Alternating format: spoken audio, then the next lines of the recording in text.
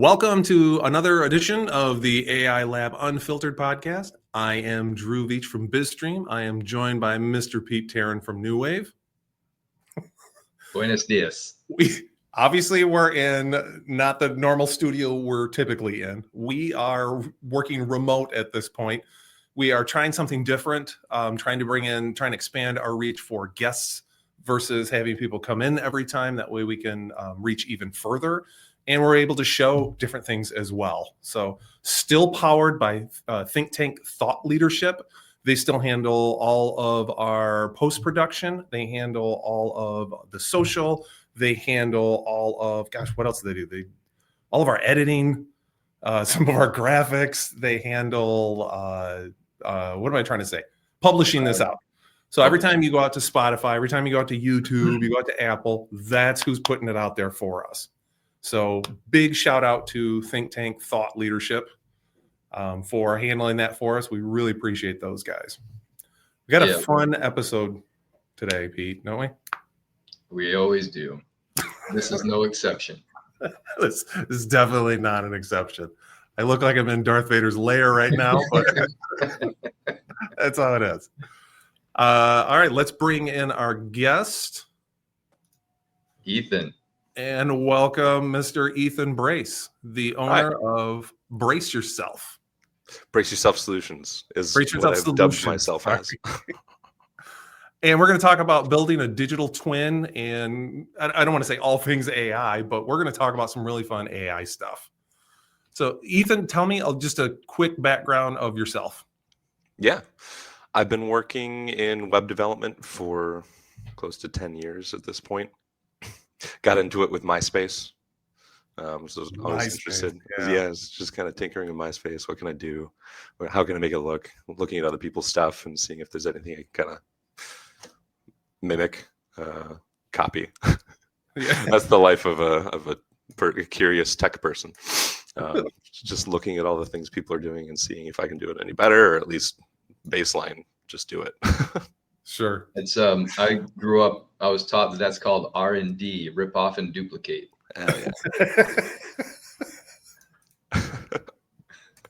Yeah, so I've been doing that for a long time. I got laid off a little while ago from my web dev job. No fault of mine. But in the end, I'm very thankful for that because it caused me to switch gears and stop just kind of chasing the horse, as they say. So now I'm into this whole AI thing because one, I think it's super interesting. Two, I think it's really, really beneficial. It can be if used in the correct way. It's just a tool. And three, it's really fun. It's fun to interact with people and to sit with people and see what they like to do and how I can help them do more of that. So that's my whole thing is I would like to create opportunities for meaningful connections using AI tech is my business proposal. And I do that through offloading the admin work for the people that don't like it, or client work if they don't like interacting with people. I mean, I kind of surround myself with both. Being a developer, I sit with clients and I talk to them, and I sit with devs and I talk to them, and I kind of understand it's like, okay, people don't like to talk to people. Yeah, that's the devs. It's just like kind of seclude themselves into their own shells and do the work. So that using AI for them might look like just answer my emails, please. Sure. Give me a summary of the things I need to understand. Yep. How do I solve this problem? That's a big one. That's huge. So explain, without giving away like a lot of the secret sauce or anything, but explain what kind of a typical project, or I wouldn't even say typical, but explain like some of the fun projects that you have worked on with clients. Like, what did it entail? As far as like how I pay bills, it's a little less fun. I mean, I enjoy it, but I'm doing a thing that's very closely related to the thing that I really enjoy, which is helping people discover the joy within themselves. The thing that pays the bills that I'm enjoying right now is working with business owners, like I was saying a second ago, to offload those admin tasks. That looks like literally anything. Like start with email. That's an obvious one. I don't like managing my email inbox. I was just talking with John Anderson about this, and I was like, I could like offload all this email stuff for you if you'd like. He's like, why? I love email. As I looked at him curiously, and it's like he just has this whole system for how to manage the emails. Go to inbox 0, like answer all the things, remove the thing, reply to the thing, whatever. So the thing that I'm enjoying doing to kind of copy that is do the same thing with AI. If I get an email, I'd like to either ignore it or reply to it. So draft a reply. Very simple stuff. And you can kind of give it examples. You give the AI examples of what should be ignored versus what shouldn't. Yeah. That's one very simple, easy use case that I'm giving to people. You mentioned John Anderson. I don't know John, but it reminds me of how I actually met you. We were at an econ club presentation, and shout out to the econ club. They bring in ridiculous speakers, like awesome, big time thought leaders, just some great presentations there. And if I'm not mistaken, it was the Salim Ismail one. I had to go to that one because Salim is on my favorite AI podcast called Moonshots, or maybe more specifically WTF, or what WTF happened in AI, or something like that. So if you're looking for a great AI podcast, just slightly worse than this one, check out Moonshots and Salim and Peter Diamandis and just a bunch of geniuses on that podcast. And I love it because they're like leaned way out into the future, and that's where I'd like to live and talk about that kind of stuff. But it was cool. So after the presentation, I had walked up towards the front because I wanted to say hi to Salim and the CEO of New Wave, Chad Paulman, who's been a guest on the pod. Said, hey, I want you to meet this guy. He's building a digital twin for John Anderson. And I had only vaguely heard that term before. And it kind of relates to what you were just talking about, like, building some automations and things like that. So that kind of email responder or automation, is that part of that digital twin idea, or is the digital twin something different? Could you just, and I'm still trying to get myself up to speed on what a digital twin is, and maybe you could just talk about how you define that. Sure. It's if you've not tried it yet, it feels weird to like clone yourself and then talk to yourself. Drew does it all the time. I don't think it'd be weird. I think it'd be great. Okay, that gives me an insight into who you are. No, it's just a copy of yourself. You've seen people kind of make AI videos and put them out there. It's the same thing, except you can record yourself and train an LLM to kind of respond like you, including how you look and how you sound. So that's basically what a digital twin is. And I'm doing that for John Anderson to productize his process. And he sits with CEOs and I mean, anyone who would like to go and work with him can. He goes through referrals for the most part. But he sits down with people and helps them figure out the end of their life, right? And work backwards from there. Where do you want to be when you die? How old do you want to be? And he works backwards. And he kind of shapes how people want to live their life and gives them an outline of those things. So the idea behind his digital twin is to take his whole process and make it cheap. So and you can do that with AI and the internet, and give it his brand, give it his voice, his face. So when you brought up the email and if it ties in with this, yes and no. I'm not building it for this specifically, but eventually, yes. The whole underlying engine of something like this needs to be able to respond like the person who the AI is managing the email inbox for, right? So I'd want my digital twin to understand how I talk. I mean, there are flaws in how I speak. Include those. This is part of the being real part that is becoming more and more evident as we go through this AI wave of technology. Which is weird to say because you're trying to make you're building in flaws into the digital avatar to make it more human, so you can interact, so humans can interact with it more. So it's almost like you're faking it in there, but it totally makes sense of doing that because then it feels more comfortable. Yeah. It's not just coaching. Coaching is a huge part of why I do what I do. I'm very interested in pursuing how can we use AI to shape our lives in the way that we'd like it to be. Right. So a lot of the times we're going throughout our days with a sense of urgency. It's like, I need to get this done. I need to go do the next thing. This is so common. Yeah. I want to work with John, and I'm partnering with him. He's coaching me, and I'm providing my technical skills. And it's a symbiotic, interdependent relationship, and it's been really fun.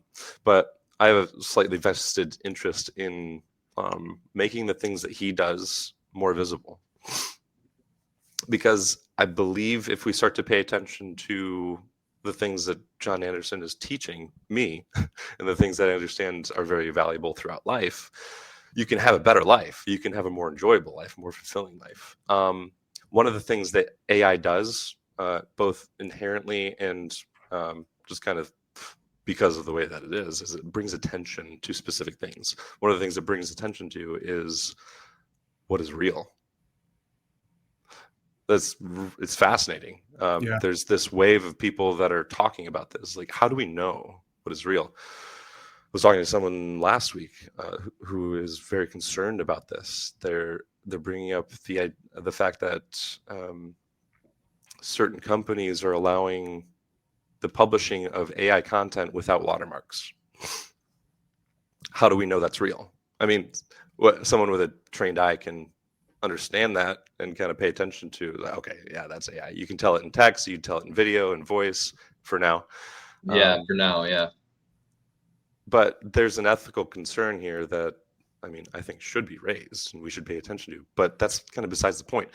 The point is we're paying attention to what is real because now, more than ever in history, it's difficult to tell. And if you're not paying attention, you can be duped, and people can use it to fool you. It's just that it's the phishing, the online phishing thing. If anyone doesn't know what that is, I'll just assume people do because it's AI tech show. It's like AI phishing. Hey, this is me, Ethan. I'm over here. Type in your password. Yeah, Right. So easy. And I mean, the disadvantages of AI are many. I'm trying to be one who brings the good out of AI, as opposed to try to take advantage of people. And one of the ways is by paying attention to our inner world and helping us in our exterior world. So, Do you think, go ahead.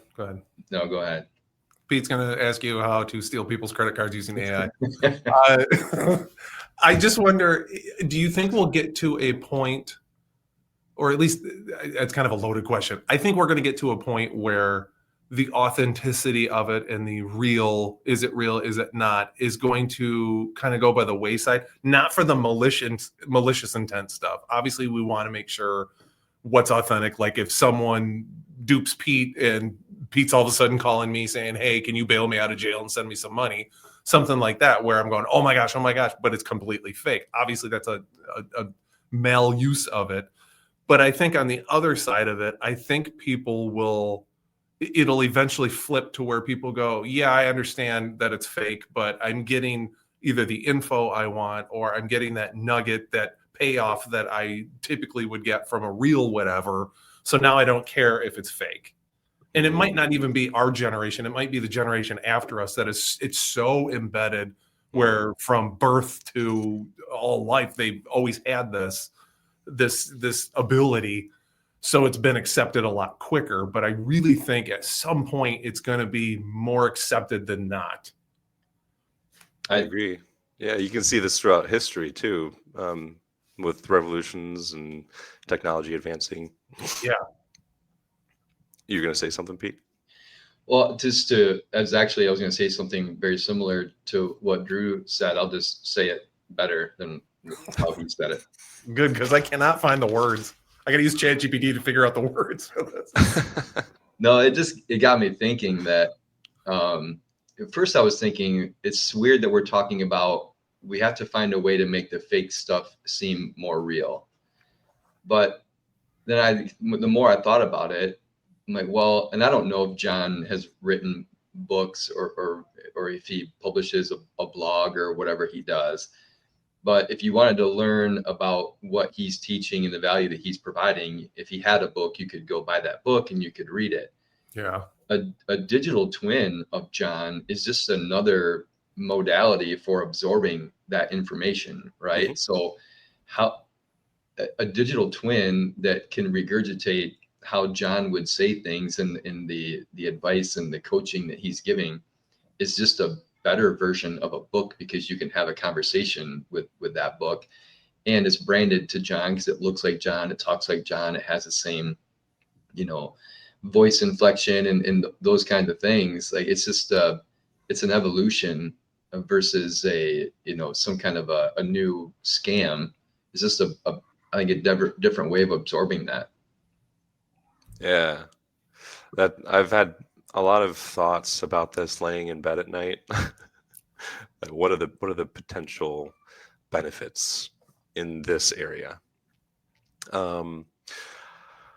I don't like to record myself and put myself on the internet, and John Anderson shares that trait with me. I think there's a way to get around to using digital twins that allows people to kind of put a more of a polished feel of themselves if they're not willing to let the raw and dirty, which I think is valuable. If you're willing to put yourself out there, that's so huge. But one of the things I've been talking to John about is like, hey, could you just like record yourself in the woods and just talk about things that you're passionate about? You can take that and clip it and transform it. Take the ideas. I can take the feeling, the emotion from your voice. I can slap it on. I can slap your face on it using this digital twin software, or we just do audio, or we just do like, how do we convey these things that you're thinking? How do we convey these things in a meaningful way to people through social media? One, like in a way that makes people excited about the ideas. Because when you sit down with John, and he's not like trying to keep himself from being himself, it's powerful. You can see that he's been practicing the things that he's been teaching people for 20 plus years. Mm-hmm. By sitting every morning with intention, by paying attention to the things that are in your life, the things that you're grateful for, as opposed to paying attention to the things that I need to get to, the urgent things. He talks often about Stephen Covey's book, First Things First. Paying attention to the urgent and important things isn't necessarily super beneficial, but if you can structure your day so that things are getting taken care of and the non-important things are just over here when you can get to them, you can take a deep breath and pursue your day with intention. So what John does, I think, can be, I don't want to take the human element out of this, don't get me wrong. Yeah, but I think the ability to focus attention using AI in a coaching environment with a coaching kind of avatar, I think the ability to focus your attention with that can be very powerful. Do you think, I don't know what you guys have talked about as far as how people would interact, but from what you're describing, I could almost wake up in the morning and I've got the John app on my phone, and I say, okay, I'm up, I'm ready to go. How do I start my day? What's my routine here? And digital John says, okay, sit down, take some deep breaths, clear your mind, reflect on, is that kind of what you're thinking is just like this interactive digital coach that I just kind of carry in my pocket throughout the day? Yeah, exactly. I've thought this many times, like how would I connect this AI with Alexa, or Alexa, turn off, unplug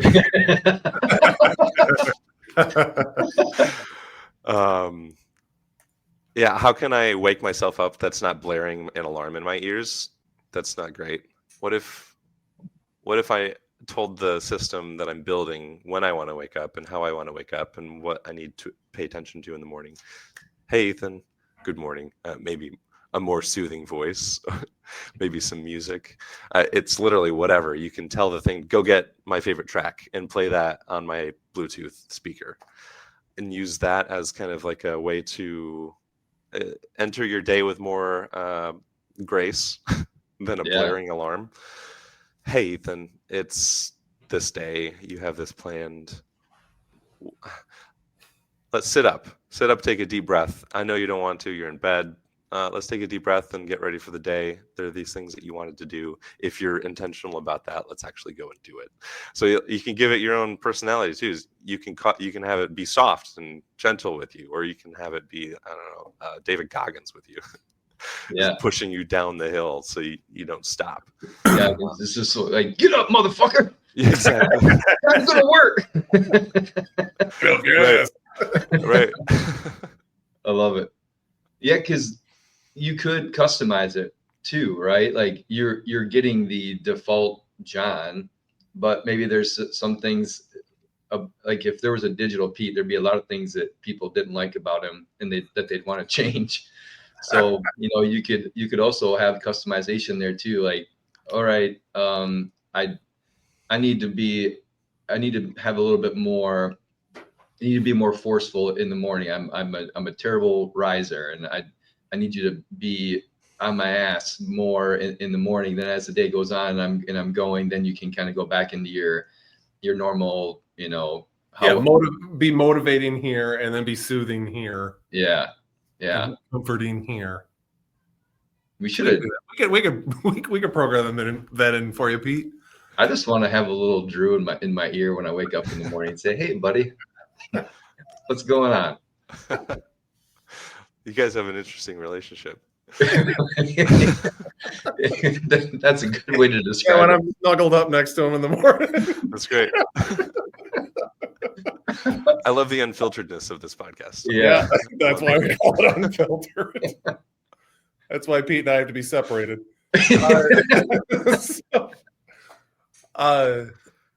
So what?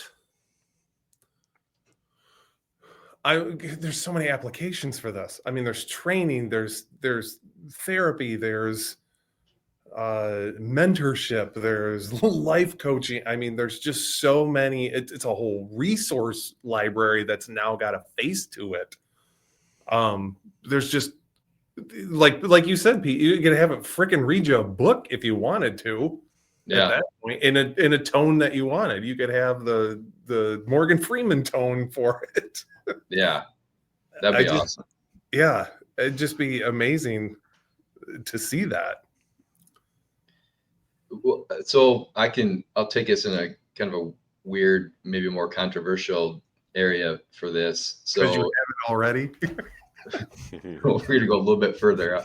Like and subscribe. Well, so and I've seen some articles on this. People that are creating a digital twin of a loved one that has passed, and allows them to kind of continue to interact with them. And I know what my first impression of that was, but I'd love to hear, Ethan, if that's something that's crossed your mind or where you're at on that. There's someone in my life who recently passed, actually. And the husband of this person, well, actually, he didn't reach out to me. His family member did, one of his daughters. And she asked if I could potentially do something like that. And I'm like, yeah, that's possible, but what? Oh, interesting. How do we sit with that? Because there's a potential for the person sitting with that, like that husband who's lost his life partner. He didn't have the recording of her saying this thing that he wanted a recording of. She had cancer, and it was like 5 years going through this process, 5+ years. And because they knew it was coming, they did record a bunch of stuff. And there's this one thing. So I'm thinking I could use those recordings. It would be not necessarily perfect because it's not like looking at the camera ready to be an AI avatar. It's more like take the voice, take the image, kind of patch things together. But what's the effect on the person sitting in that? I think it can be harmful if you've not confronted that grief fully. But maybe it can be because it's not researched. We don't see people doing this. We don't see the long-term effects of that. Maybe we could kind of see related things in the past with other kinds of technology. We can kind of see behavioral trends in psychology for people that fixate on a loved one that can't move past. Like this may or may not help them do so, to move past, to move into life as it is now, as opposed to how it was. That's a good point. I have started down that same path. My father passed away about 14 years ago, and I had some photos, and when the whole turn the photo into a video, AI technology started coming out. This is probably maybe almost a year ago at this point. I started loading a bunch of photos going, oh my gosh, I can build an avatar of my dad, and I have videos of him, so I can go to like 11 labs and make a voice profile. And I started down that path, and once I had a couple of the photos turn into video, like when I saw the movement and saw that, it's a little, at least, I mean, this is like 6-7 months ago, so it's probably even better now, but it was a little wonky. But at the same time, I'm going, wait a minute, I don't know if I want to do this now. Like, it totally stopped me. I totally stopped and said, I don't know if I want to do this. I thought about two things. I thought, I don't know if I could handle this, just being so obviously close to my dad because he was a real person that I knew. But my son, who was only a year and a half, 2 years old when he passed away, doesn't remember him other than just pictures and a couple of short videos. So I'm going, this would be interesting to tee this up almost into here's my dad's entire persona of what I had captured, and turn it into almost a digital avatar that he could interact with to go, oh my gosh, this is grandpa, and never really having a conversation with him. He's 16 now. So it's like never being able to have that conversation until now. It wouldn't be exactly accurate as far as my viewpoint because it's still AI and I can see where the differences are, but I don't think he would know that much of a difference because he doesn't have anything to compare it to. Yeah, it doesn't have that reference point. I still never built it because it's still just kind of weird, but I'm still contemplating, do I build something like that and see if I can get it to work? Maybe I take a historical figure, I take someone else like Socrates or something and build it into something just to see. You're going to take Socrates and tell your son that that's his grandpa? No. He was kind of an important dude. I haven't told you this yet. There's something about the family you need to know. No, not. But just to see if it works. I'm sure someone's already got something like that out there, but just to. Yeah, I've seen ones of like Jesus. Yeah, I mean, yeah, like, because you have nothing to compare it to at that point, so it'd just be kind of a cool interact. I can see like stuff like that at museums. Like now you go up and you look at the Mona Lisa, and now there's a screen next to it where you can interact with the Mona Lisa and you can talk to Da Vinci of how he painted it, what his thoughts were, and. I actually think that's a thing now. I think I read something recently where they're out to. I won't be able to find it now, but I think they're actually doing that. And what an awesome application for that. Where imagine kids coming up through school where they talk to George Washington about founding America. We don't have video of him, of course, but we have a lot of his writings, and there's been all kinds of books written about him. You could ingest that, right, and have a reasonable facsimile of George Washington and all that. You got to like understand why you're interacting with something like that. If you go into it with an understanding of what you're doing, and what it is you're interacting with, it's like, okay, this isn't real. We're gonna become a lot more sensitive over the next few years, I believe, to what is real versus what is not. And this has changed my life. Paying attention to the things that are actually real, not necessarily thoughts, but the experience of life. Yeah. So, I mean, it's like watching. I just introduced my kids to The Night at the Museum, and they loved it.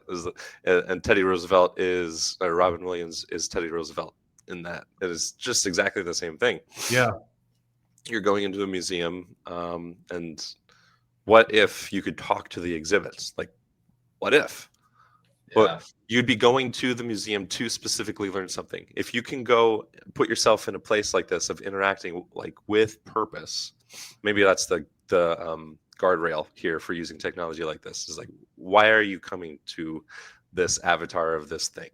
What's your purpose? And if it's not specifically to learn, to change your own thinking intentionally, maybe we put you over here in this category of interactions that's not going to be harmful for your brain, because there's a mental health crisis. I don't know if you've noticed for people, because they're all in their heads.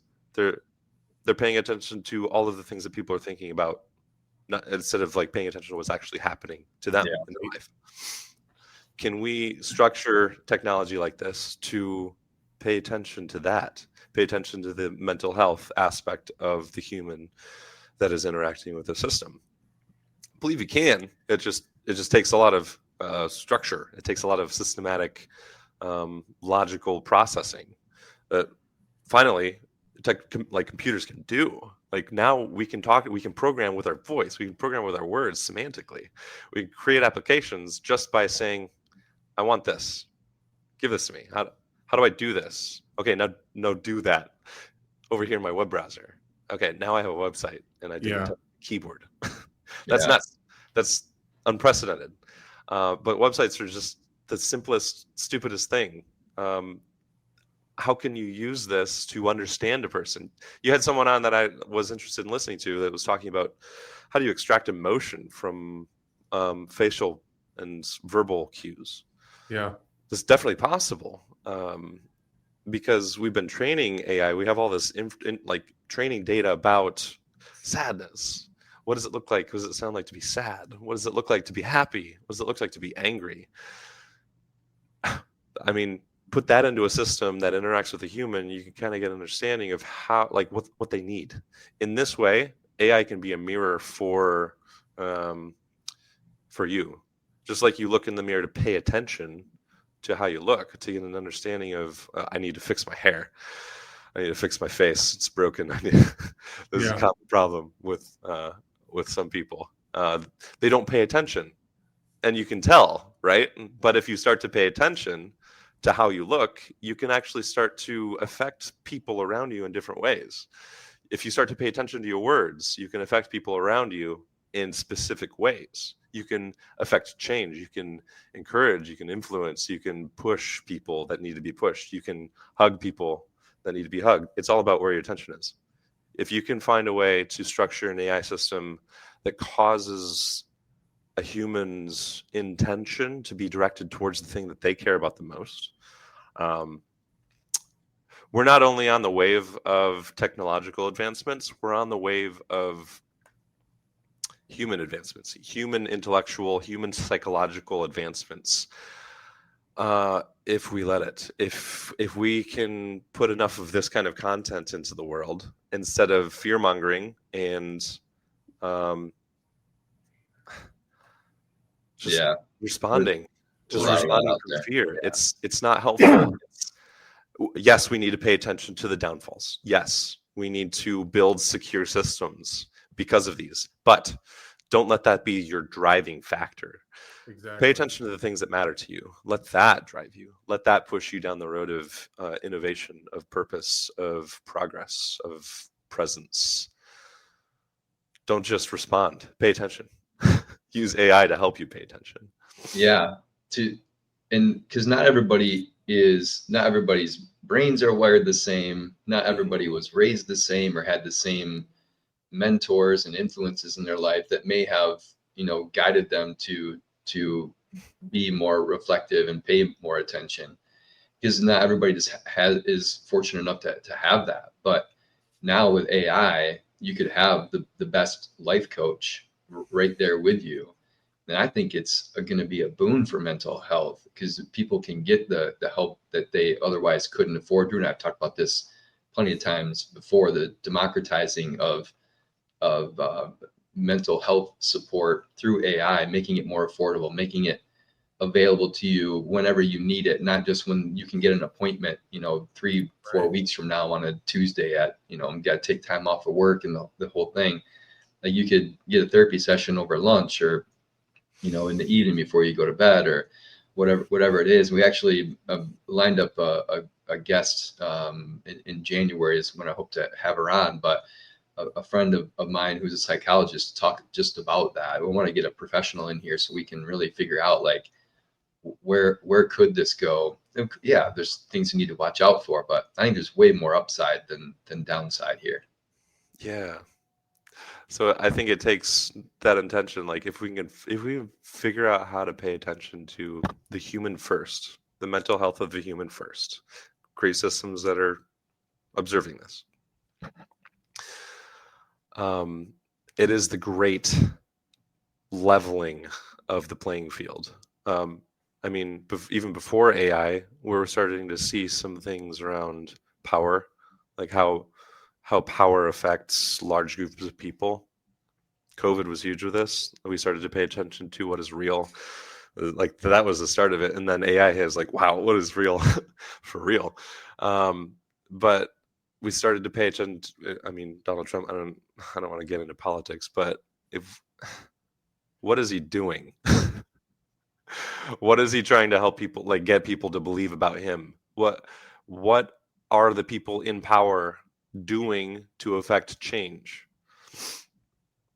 We're starting to pay attention to what's real. If we can level the playing field to where everyone has the same power, now we can, because I don't know. This is off the cuff, but I think power is hugely influenced by information. And now, more than ever, AI is providing information to whoever asks it for free. Sure. I mean, yep. In limited fashions, but so many people are using it for free to do things that they didn't understand before. I'm terrible in the kitchen, and now I can make actually good food. And people are like, "That's delicious, thank you." You're welcome. I didn't do it, but now I know how, because I can go and ask, where I would have had to spend an hour and experiment and figure out what works. That's not my passion. I want to pursue my passion. So just imagine the thing that's not my passion, I'm getting better at. The thing that I'm actually passionate about, you can now be a pro at the thing that you want to do for your life. Yeah. I like to work with tech. I like to imagine things. I like to help people. What's the middle road for all these things? I've had this idea in my head for a long, long time, is business process optimization. How do I work with people to help them do their job better? Before AI, this looked like just, let's put all the data in one place so you can see it. This is the CMS paradigm, the CRM paradigm. How do we interact with customers in a really streamlined way? Now I can use AI to help people interact with their database without touching a damn keyboard. Right. That's great. That's great. Get a call about the things that you need to work about, the things that you need to think about for the day, the people you need to interact with. Hey, think about, this is AI talking. Hey, you business owner, think about this person you interacted with yesterday. I noticed that you might have been a little too direct in this area. If you reach out to them, maybe you could build a little more rapport and raise the level of their understanding of you in their own minds. And your understanding of them, right? So if there's so many ways you can go with this, but if you're thinking about people that you work with and you you're building context around them. Say people take a disc profile or a strengths finder or whatever it is, and AI has access to that, and they kind of has an understanding of how that person is wired, and you are interacting with them. Like before you have the conversation, your AI could prep you for that conversation. Yeah. And then afterwards, if you're recording your conversations, they could say like, hey, you did a good job. This is how this person likes to be communicated to, and you hit the mark. Or I don't think they got what you meant because you didn't try to meet them where they were. Here's how you could do better next time. And starting to help build better connections. And because some people just don't know how to, they don't have that ability to meet people where they're at, and AI could certainly help with that. Yeah, totally. We got to wrap this up.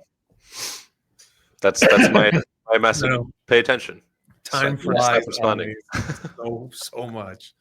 So Ethan, appreciate you being a guest on our podcast and talking about this. This is actually really cool because it got kind of in that philosophical end of it too, of what are the ethics of this and where is this going and what have we not contemplated with this? So really appreciate you being a guest of ours. Tell everybody where they can find you. Braceyourselfsolutions.com is my website. It's a work in progress. I mean, I think every business owner's website's a work in progress. Sure. If you have feedback, go to the contact form. Let me know. Tell me it sucks. Tell me how to fix it. I don't care. Yeah, that's where I am. I don't really get on socials too much, but that might change in the near future. We'll see. Awesome. Appreciate you being on, man. Yeah, thank you. Yeah, thanks for having me. We'll definitely be following up with you in the future, see where you're at and what you're building and what you're doing. So sounds fun. Thanks for joining us, everybody. Like and subscribe. Take care, everyone.